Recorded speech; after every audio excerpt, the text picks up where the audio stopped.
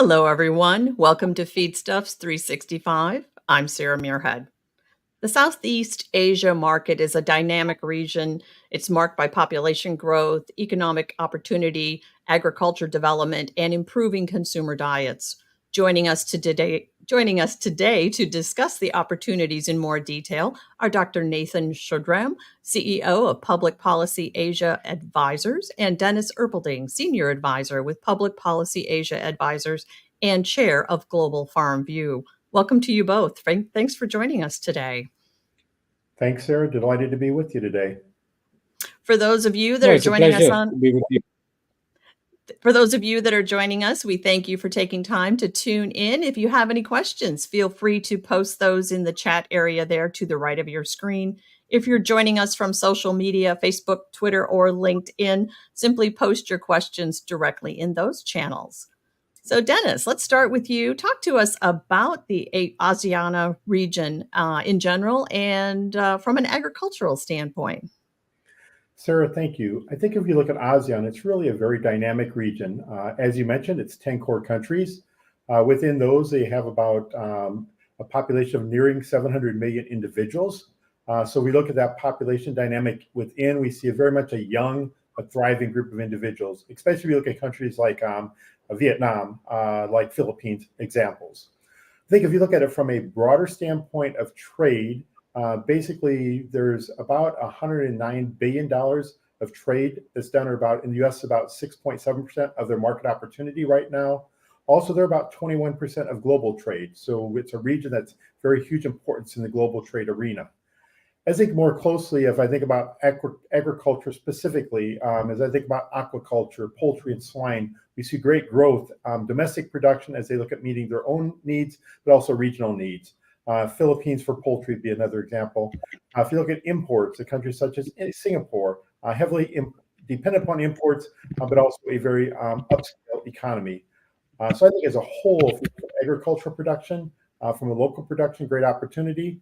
But importantly, as you look at from a global perspective, a demand for animal source proteins and actually plant source proteins as well. So a very dynamic, growing region as you look at global opportunities to provide agricultural products, food products for consumers. So let's talk consumers in the region. Are their diets then transitioning towards greater protein consumption? And if so, what might that mean for local agriculture as well as those providing food and agricultural products to the region? I would say definitely transitioning to higher quality proteins, animal source proteins, as well as plant source proteins. Think about the younger dynamic. They've got more economic, more money in their hand. So they tend to not only what they do at home, but also when they dine out. If you look at the fast food segment over there, the convenience store segments, we see a very, very quick dynamic change. If I look at a country like Thailand, for example, you'll see these young people actually go on an app, order food from a 7-Eleven. You see similar trends in the developing area of Vietnam. So very much a high quality oriented consumer, and one that's looking at technology and how they deliver that food to them in the operations. So recognizing, Dennis, that you've lived in China and Thailand and traveled extensively in the region in the past decades, what are some key consumer and market trends that you've observed that provide opportunity for U.S. products? I would say some of the biggest areas are really just a high interest in what I call high quality protein, and that's across all sectors. The other one, I think, more and more of an interest of food safety. When you think about how people handle their food, what's the steps in the whole food safety system, the logistics, the cold chain part. I think also a new area is the interest in sustainability, especially amongst the higher income individuals. I think if you look at from a meat sector standpoint, you see an interest in poultry, beef, dairy products, and importantly, how you prepare them. They look at some of the westernized approaches to food preparation. Think about countries like Thailand and China, where I've lived in a long time and still to this day, travel extensively and actually live in Thailand part of my life. If you look at the wet markets, historically an area where people bought their food in the morning and the evening, you see people putting in cold storage in their house, so they may buy only food once a time. Also, you see them going more to convenience stores versus just a wet market. I might see them go to large box stores or what we call supermarkets here. So you see an evolution of where they shop, how they prepare their food, and ultimately what they consume. But very much a changing dynamic. I think about the last 10 to 15 years, I've been in and out of these countries, huge changes in, let's say, the evolution from a primarily wet market source market to now what I would call very much what we say some of the modern convenience stores, quick service, as well as retail markets. So those new ways of sourcing products that opens opportunities for, say, imported products from, say, the U.S. because there's more ability to store and transport such things as dairy products or meat products. Absolutely, yes. If we think about the cold storage infrastructure, that has definitely developed. And when we think about that part, that also means opportunity for imports. So I think if I'm sitting here at the US side, I look at, yes, we want to be respectful of the domestic production. There's some excellent production in the livestock sector, in the grain sector within these countries, but also there's complementary opportunities for how our products can be complementary to the domestic production. In part, many of these countries like dairy is not a widely produced product in some of these countries, so they need imported product in the dairy sector. Aquaculture, very widely produced, but on the other hand, like if you think about poultry products and things like that, each of these are unique segments or markets where there is opportunity for U.S. product to be complementary to what the domestic producers are doing in the marketplace. So Nathan, as former Deputy Secretary General of ASEAN, can you provide a perspective on the cultural role of meat in the region over the past decade and the role that animal protein plays in balanced diets? Thank you for the question. So meat dishes, I would say, has profound significance in the cultural heritage and traditions of ASEAN countries. It connects communities as well as the different generations of people together. And these dishes are not just for a source of sustenance, but also a rich reflection of the cultural heritage of ASEAN. So eggs and meat have been part of the traditional dishes of people in Southeast Asia. And dairy is also coming into the picture. I mean, dairy is not so much consumed in this part of the world, like Vietnam, Indonesia, and so on. If you look at the dairy consumption, it's not high. But with the new generation, the younger generation, dairy is becoming an important diet, animal protein in Southeast Asia. So I see dairy is coming in a big way, and more and more dairy products are being consumed by people in this region. So in terms of traditional food, I mean, I can name you a few, like beef rendang is a very famous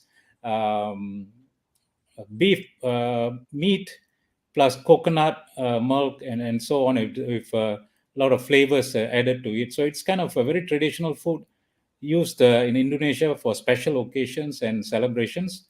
So in Thailand, for example, they have coconut soup with chicken, which is tom kai gai, which is also very much part of the tradition passed through several generations. So Vietnam also has beef pho. I think probably you can get that in the US. I mean, so that plus maybe for Philippines they have adobo, is a kind of mixture of pork and meat. So this is part and parcel of the Asia or even the Southeast Asia tradition. So very much part of animal protein is part of the diet, and it's also seen as many ASEAN countries see that as part of balanced diet and something that they want to focus on in terms of food security. So they're not only looking at crops, where Southeast Asia is the hub for rice production, rice cultivation. So about 60% of all rice come from Southeast Asia.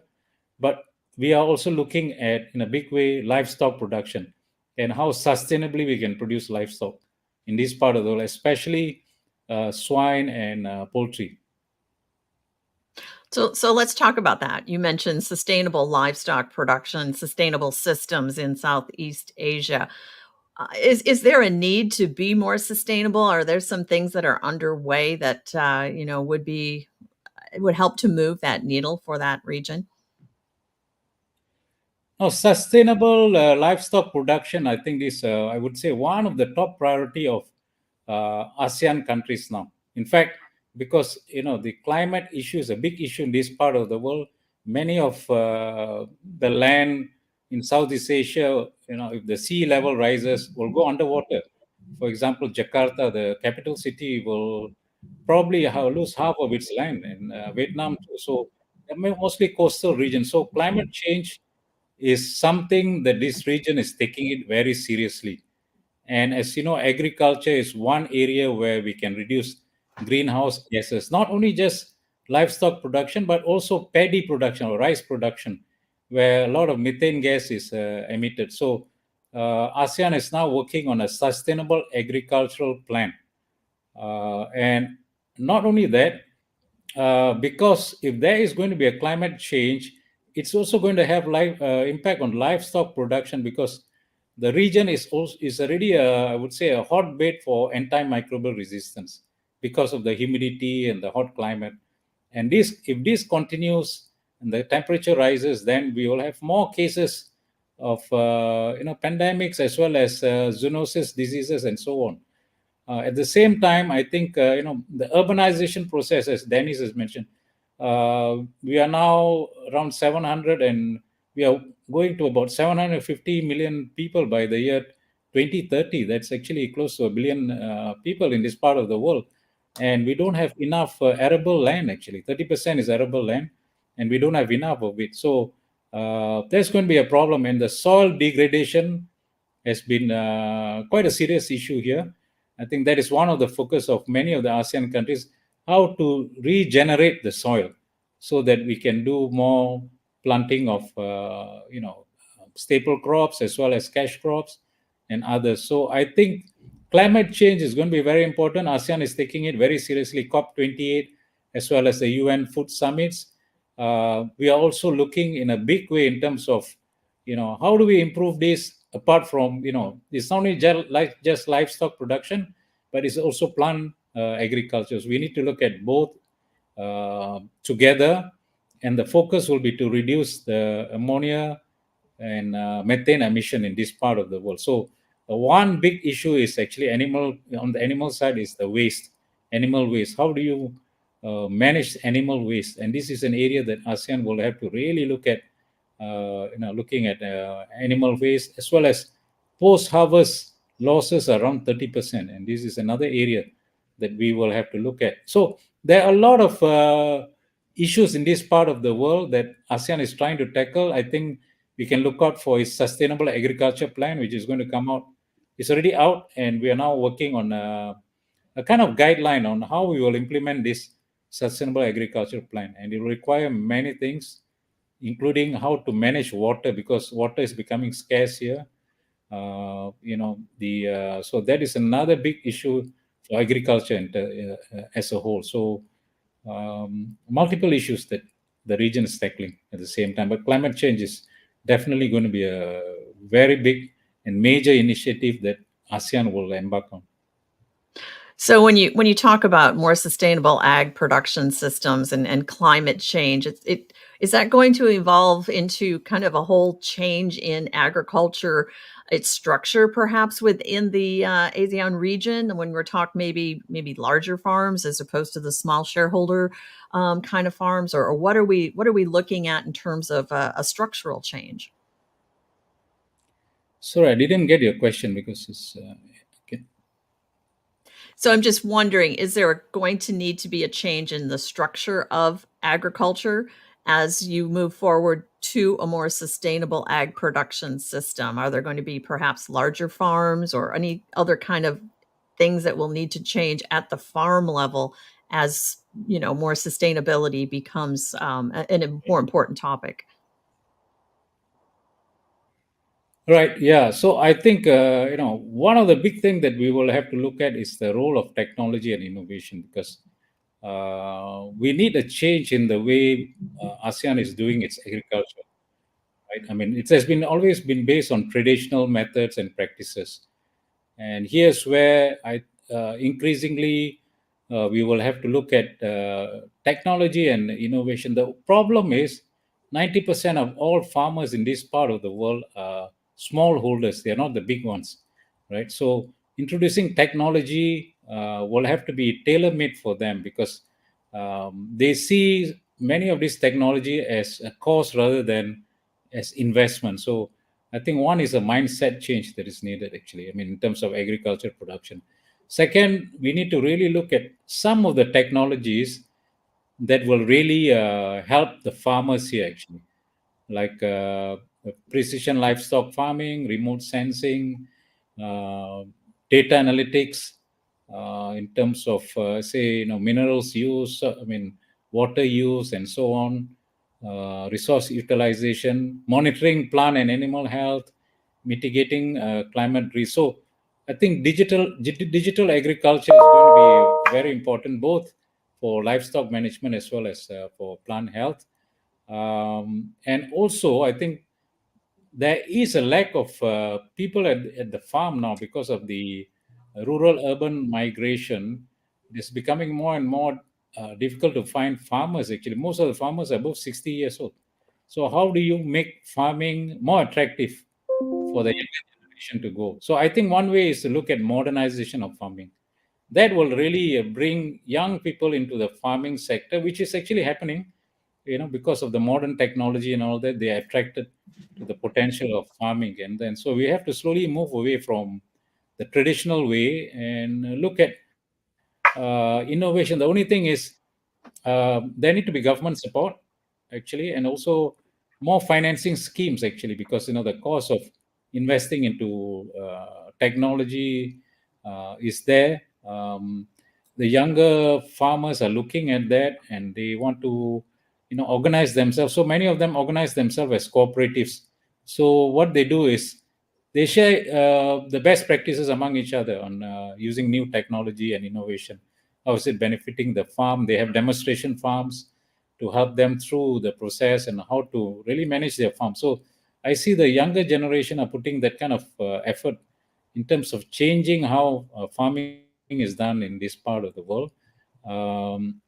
But of course, I think the government support is also needed. Otherwise, there will be they will not have that kind of financing there. And the private sector, because sometimes I find for the private sector companies, the financing companies, agriculture is considered small compared to if they're financing infrastructure project, telecommunication project. So we are looking for more financing company, insurance companies to come in and help the farmers out in terms of providing credit and insurance. So that's where I think that will be very helpful to our farmers in this part of the world. Dennis, anything to add to that? I think as we reflect upon Nathan's comment, it made me think too, we do see some very integrated operations in the ASEAN area, major players in both the swine and poultry, aquaculture sector, and even some of the global players. But also important, I think that role of the small shareholder is very important. So I think it's how we understand you work with two very different segments, you might say.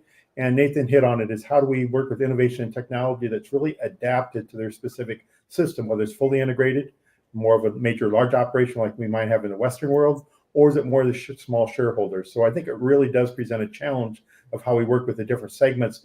Think about that total food system. Because at this stage, I think, like Nathan said, we're going to see both entities very viable going forward, but yet they need to be economically viable entities. And Nathan, you might be able to reflect on that a little bit more as well.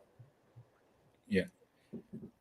So as you said, Dennis, I think it's very critical, actually. How do you help 90% of the farmers? I think the big boys, they have the financing and they know what to do. The smaller farmers don't understand technology and they shy away from technology. So a lot of, training and learning and relearning is needed. So here's where I think the government and the private sector can kind of help. The other area will be, apart from at the farm level, right? At the farm level, because since food safety is another big issue. I'm in Vietnam, actually. So I've been hearing for the last 3 days, the main issue for them is not food security. They have enough food for the people and they are doing export, but their biggest problem is food safety, actually.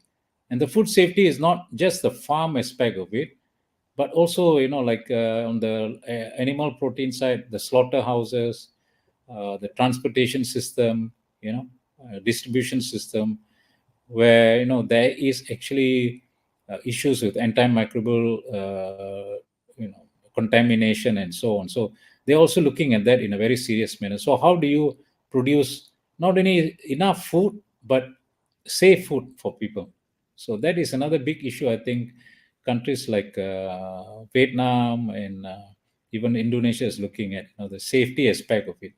So this is another area. As we look at sustainable production, we cannot forget that, whatever sustainable food that we are producing, it has to be safe, right? So that aspect is also coming in to the picture.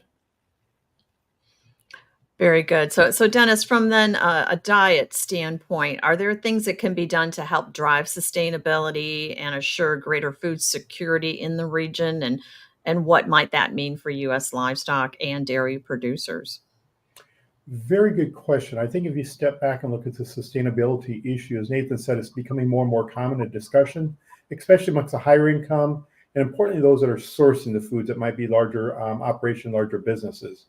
So I think, first of all, if we think of from the US standpoint and or global standpoint, we need to really make sure we have the data out there. So we need to start with what I call the very basics of life cycle assessments.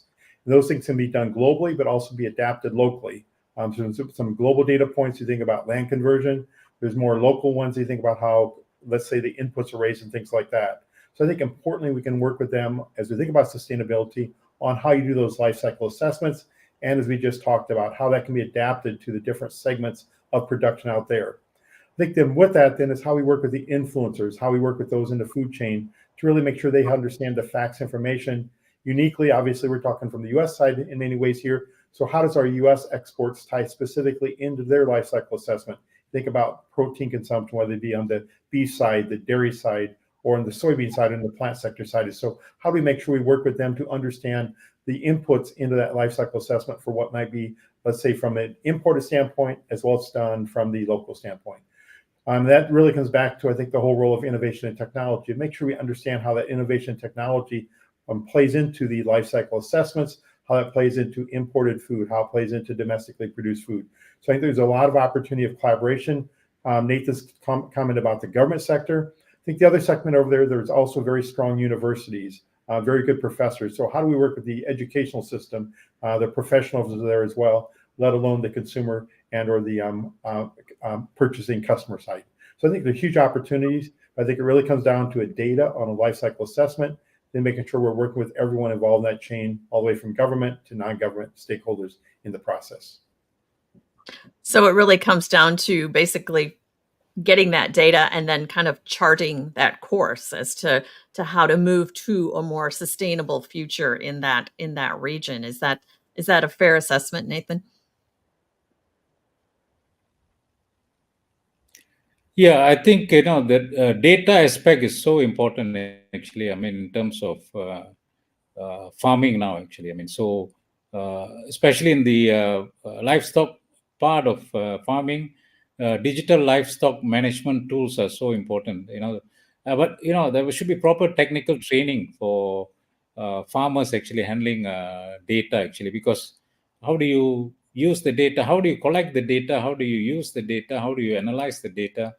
That aspects of training is needed actually. So that will be one critical way in terms of managing the new farms actually. I mean, so and this is an area that the younger farmers are looking at in terms of using data part of it.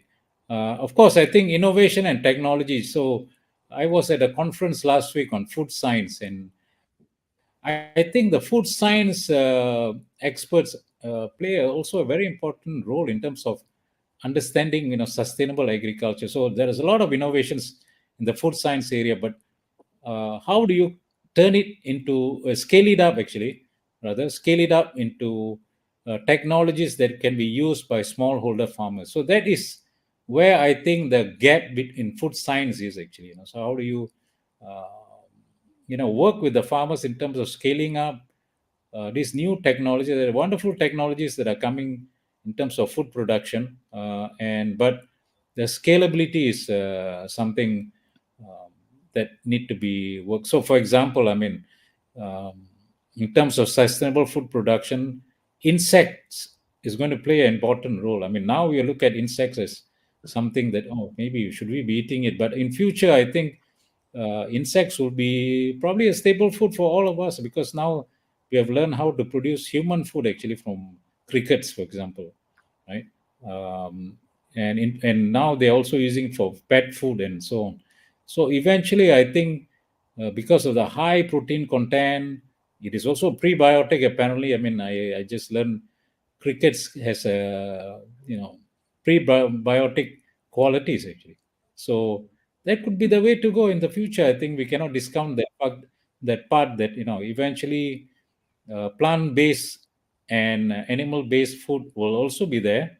But I think it can't replace totally the livestock production, because, as I said, in this part of the world, livestock production, especially swine and poultry, are so important to people. I mean, even we're looking at climate change. We are also looking at how to reduce the greenhouse gas in the livestock protection. But we are not. No one in this part of the world is looking at shutting operation on livestock production, because it's part and parcel of the life in this part of the world. So animal protein will continue to be an important source of nutrition, especially now since this Southeast Asia, for example, Indonesia, 26%. We have stunting rate of 26% among the young people and a wasting rate of 6% of people. I mean, young children actually. So, and I think animal protein will be one of the sources actually. So eggs and meat, and now more and more dairy. So this many of the countries, ASEAN countries, are actually having dairy programs, and I think this is where I think the US also can play a role in terms of helping in higher dairy consumption actually. I mean, among the people, especially say Indonesia and Vietnam, because I think the animal protein will help apart from the plant protein. I think animal protein is good. In future, I think maybe insect protein, I guess. So I think, yeah. Very good. Dennis, anything to add to that? Oh, Nathan mentioned the insects. It makes me think about sometimes in the Western world, we think we're very sophisticated, but if you live in the Asia culture, I think what you see is what I call the diversity of diets, things that they considered as normal parts of their diets in the insects. So the crickets, the larvae, things like that. I think a very common source of protein over there in many of these countries. So I think we need to put that global hat on sometimes to think about market opportunities and how we look at these things. But I say that diversity of diet is really a key thing that Nathan hit on. And you've had the traditional things. Okay, some of the countries like in Vietnam have a swine production historically, aquaculture in some of these countries. But also importantly, I think one of the great opportunities really is the dairy sector when you think about child nutrition, human development, and things like that. And you see that in a country like Thailand. I see that regularly in a country like Vietnam. So we do see some of those growing markets where dairy is probably one of the greatest opportunities in some way due to its important role in childhood development. And a product that typically has not been widely consumed in Asia, especially amongst the young people. So I think there's great opportunities. We think about diversity, both animal sourced, plant sourced, as well as some of these more unique diets on the insect segment as you think about an area of ASEAN specifically. Very good. Any final thoughts you'd like to add, Nathan? Yeah, I think as what Dennis has mentioned, I think dairy will be an important source. And what I think is the challenge is, I mean, people are not only drinking dairy milk, they are looking at other ways of using dairy in terms of, cooking something or doing some delicacies and all that. So I think perhaps, I mean, looking at cuisine, I mean, what do you do with dairy apart from just drinking it as a milk, I think will be something interesting that many of the consumers in this part of the world will be interested in. So that is an area I think, I mean, presents a lot of opportunity. Like, for example, cheese is now very popular in this part of the world, right? I mean, and apart from just eating it in bread, is there other ways that looking at the traditional dishes here, the cheese can be used? So some kind of fusion with local dishes will really help actually in terms of bringing dairy more into the picture, because I think dairy is a very, very important source of animal nutrition for people in this part of the world, and there's a growing interest in that, right? So I think the US can play a bigger role in this aspect. The US producers, I guess. Dennis, any final thoughts from you? I would say, as I think about it, we hear, like, I'm thinking about the Dairy Innovation Center. There's a Soy Excellence Innovation Centers. I think some of these innovation centers that the export associations have established in these other regions, whether it be out of Singapore, things like that, I think are really great opportunities how we look at that innovation technology and bring it basically to the consumer, the customer level. So I think there's great opportunities we think about building upon these unique market opportunities, and it's what I call complementary market opportunities to what we consider the local producers, where they may be focused on versus you might say the import companies might be focused on in the process. Very good. I think we had a great discussion here today. I want to thank Nathan and Dennis both for your ideas and your thoughts and your insights. We appreciate that. So thank you for joining us. Most welcome and delighted to be with you today, Sarah. Thank you. Thank you, Sarah. Likewise, we appreciate all of you who have tuned in and spent time with us today. A reminder that all Feedstuffs 365 sessions are available online at feedstuffs.com. Simply go to feedstuffs.com, scroll down until you find the Feedstuffs 365 box. Until next time, for Feedstuffs, I'm Sarah Muirhead.